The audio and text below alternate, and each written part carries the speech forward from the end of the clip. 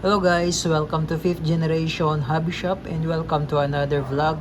Quick review testing lang tayo guys. Shout out natin si Sir Marvin. Sir Marvin of Cebu. Sir, welcome to 5th Generation Hobby Shop. So this is the Umarex Walther CP99 airgun pistol, CO2 powered, caliber 177, lead pellets. So ito po yung pinakabala niya is lead pellets 177. This is pointed. Tapos ito naman po yung kanyang propellant, CO2 cartridge 12G, good for 60 shots more or less. This is disposable, wala siyang thread. So iba kasi dito may thread, ito wala pong thread, so dapat ang gagamitin nyo lang po yung wala thread. CO2 cartridge 12G, pop dyno. Now I'm using the Gamo. This is Gamo 7.86 grains. Ang liit kasi di masyadong makita ito. 7.86 grains or 0.49 grams. 0.49 grams na Gamo Magnum. 250 shots po yung isang lata. Okay. So, yan. Si Umarex Walther CP99, no? Umarex Walther CP99. Two-tone po siya. Silver slide, black frame. And CO2 powered. 7.5 joules. 8-rounder magazine. Comes with 2 magazine rotary.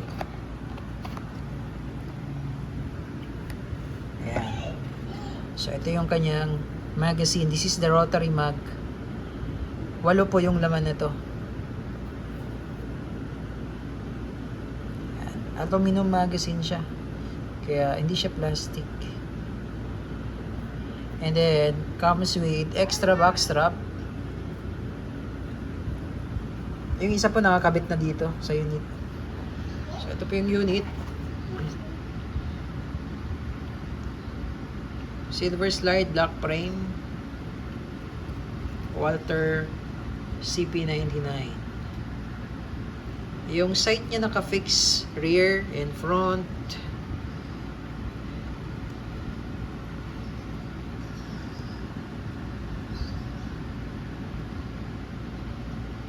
Manual safety, Picatinny rail for accessories, flashlight. Made in Germany po ito. Licensed by Walther. Umarex brand.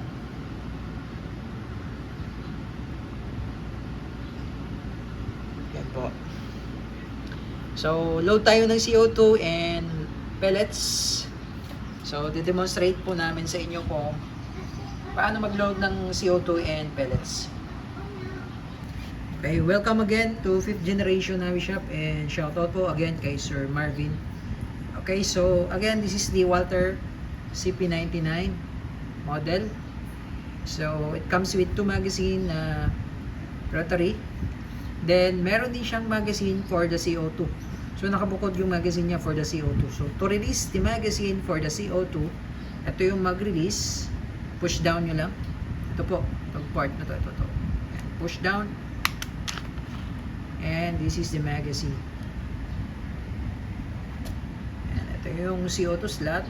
Yan yung valve. This is ang valve dito. Rotary. Ito naman yung wheel.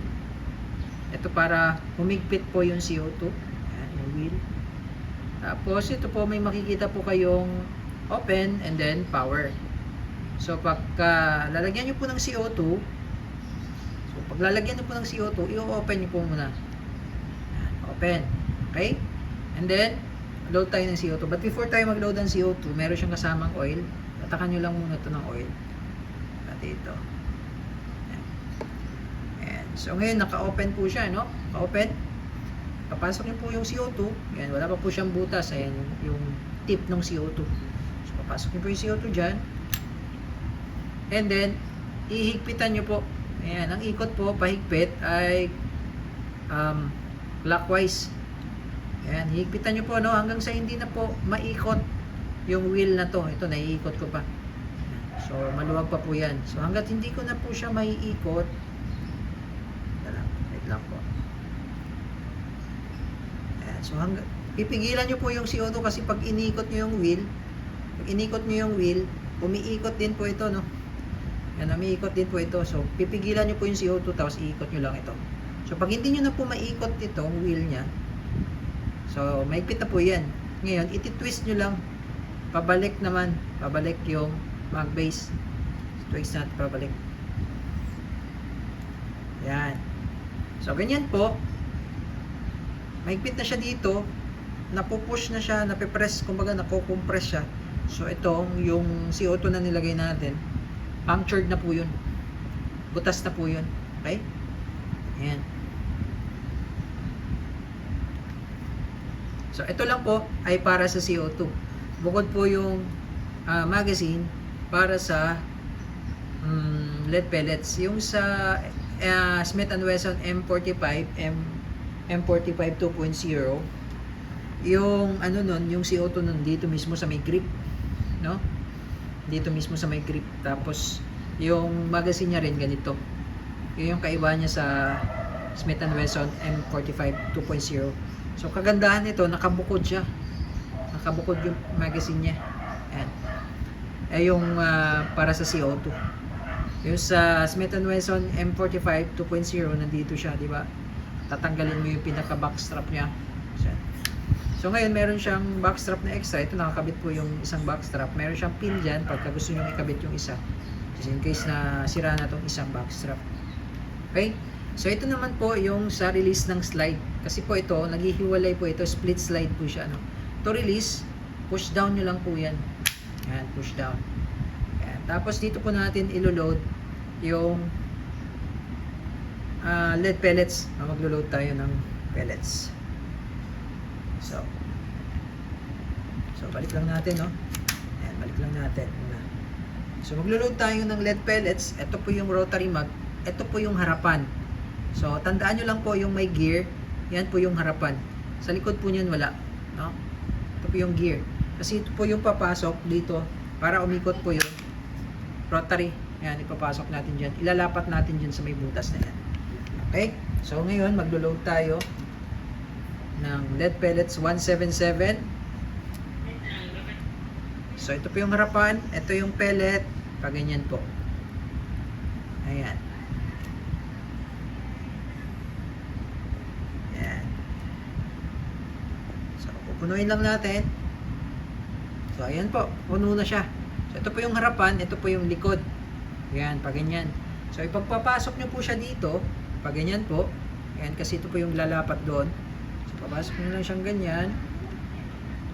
Ayan, tapos balik nyo lang yung slide. Ayan. Okay? So itong unit na to ay single and double action. So pwede nyo siyang ikasa. Okay, pwede nyo siyang ikasa. Ito yung kasahan niya. Meron sa serrations, pwedeng ganyan. Ayan. So kung mapapansin nyo po yung trigger niya, nandito na siya. So nakasa siya. Ngayon, ang kagandahan nito, pwede mo siyang i-decock. Meron siyang decocker. So ito po yung kanyang decocker. Ito, yung nakikita nyo pong kulay itim na yan. Decocker po niya yan. Yan. Pupush nyo lang pababa. So pansinin nyo po yung trigger. Push mo lang siya pababa. Ayan, nadidecock siya. So yung isa sa mga safety feature niya, may decocker siya. Bukod po sa kanyang manual safety. So ito yung manual safety niya. Pagka gusto mo naman siyang i-safe, lagay sa safe. Ito pupush mo lang to. Ito. Push. Then forward. Ayan. So, ayan po yung safe. Ayan, S. Pag S ang nakikita nyo, safe. Ngayon, pag ay unsafe nyo, or i-deactivate nyo yung safety, push ulit, then backward. Pag nakikita nyo po red, that's fire. Okay? Pero hindi nyo po siya madidikak hanggat hindi nyo siya kinakasa. Hindi functioning ang decocker pag di nakakasa, syempre. Okay, so kasa nyo, kunwari, kasa nyo, medyo magaspang, ay medyo madulas lang kasi may oil. Okay, tapos pwede nyo siyang i-decock dito. Ayan, ulitin ko po, no? Ayan. So, meron siyang decocker. Okay, so testing.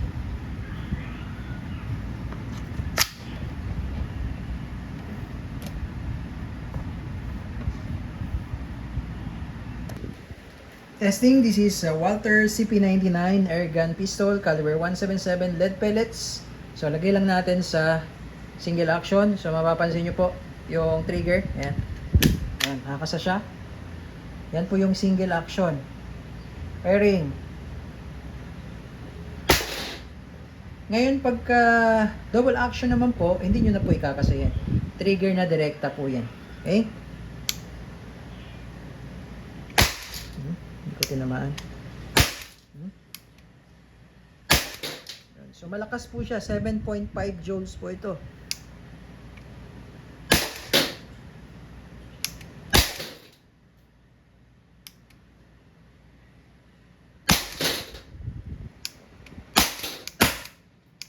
Okay, so wala na po siyang bala. So it's a non-blowback pistol. So to release the rotary mag, push down. So ito yung rotary mag. Wala siya naman. Mas balik nyo lang. Yan. Okay. So pwede nyo siyang ilagay sa safe.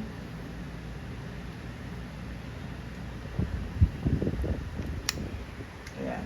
Okay. Walther CP99 air gun pistol.